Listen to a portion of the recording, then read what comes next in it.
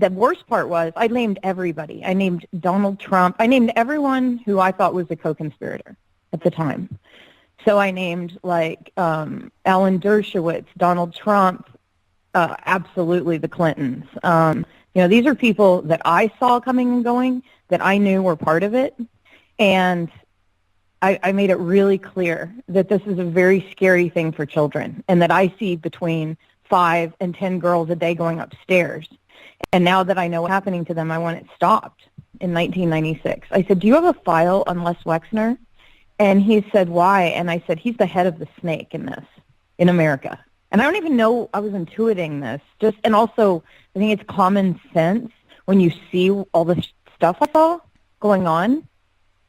And anyway, when I said that to him, he said, yeah, I don't know, maybe we do. And I said, well, these people are using child pornography, and they've stolen photographs of my sisters. That right there would have been life in prison for Jeffrey and Ghislaine, and I know her well. I lived around her for a year, lived in all of their houses with them. Oh, my gosh, that woman is the most dangerous asset for Israel that you can even imagine. I mean, she is so dangerous. And she grew up with the royals. She showed me all the photo albums. And when I called Ghislaine and asked why I couldn't eat there, she said, it's a Jewish country club. You're not Jewish. They're not going to serve you. This is how this woman spoke to me. Yeah, this is how these people think, Whitney. They, honest to God, think their DNA is better than everybody else's. I swear to you. It was a theme all the time with them. With Eileen Guggenheim, with, Jeffrey Epstein, with Ghislaine. It was a theme. Jeffrey was a lot less horrible than Ghislaine as far as a human being, just being around her, because she was raping just as many children. But she was the one with So the country club, you weren't allowed to go because it was only for people of a certain religion Jewish and people. Ethnicity. Okay, so that's unfortunate. Okay. And for a long time, I had a hard time with all Jewish people. I'm going to be honest with you. For a long time, I was like, I think it's all the Jews. I don't know, because my sister's like, Maria, it's just the ones you met.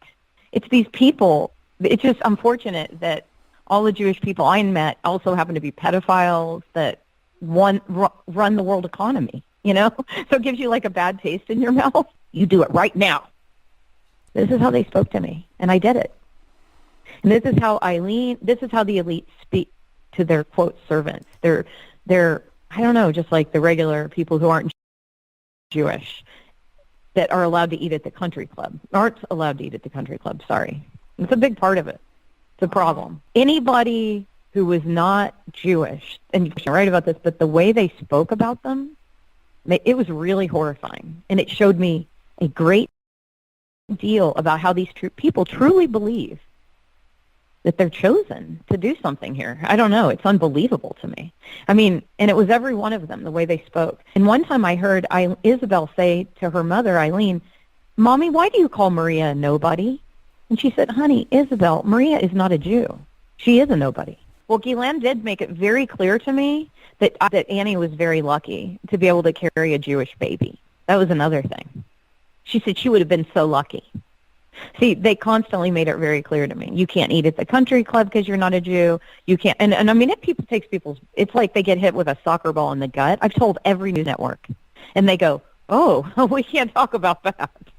Of course, you can't talk about the truth, right? You can, but most people just won't.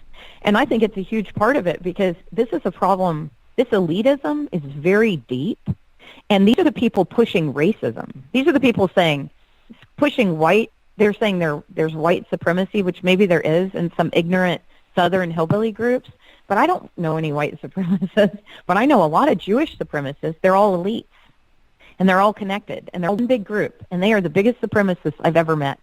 And the things they said about black people made me cry. Honest to God, it made me sick. I was like, I can't. And they make it very clear. They made it very clear that I was a servant because I was white. I was a white servant. Yeah. It was made very clear to me. No, you're just a servant. You're white. She says to me, my dad was a very powerful man, and, he was very important. She said, Maria, you don't understand. And then she's showing me, who she grew up with and how powerful he was and how much money they had. And then she goes on to tell me, she said, Maria, and this is true, she said, and she showed me, she had passports. Get this. I don't know how this is legal. She had a passport, a French passport, an English passport, an Israeli passport, an American passport, and there was one other. I'm trying to think of what the other one was. And I was like, I thought you were only allowed to be a citizen like of 2 countries or something. I didn't know. And she's like, oh, no, because of my dad. I'm a citizen of all these nations. And I'm like, what? So then later when she was talking to me about something one day, she said that the Rothschilds were the greatest protectors of her family.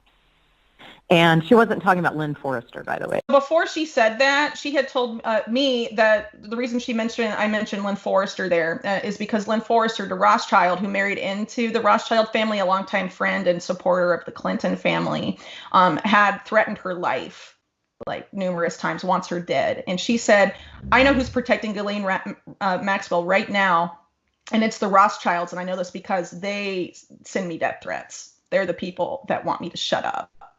And she says she doesn't think that a lot of people have speculated because of how important Robert Maxwell was and how, enmeshed he was with the Israeli intelligence, that, Ghislaine's probably in Israel. She says no, that she's in the UK and the Rothschilds are hiding her in England. And that's why she's untouchable. And that's why the story's dead. She says it's them. And I think people need to know that.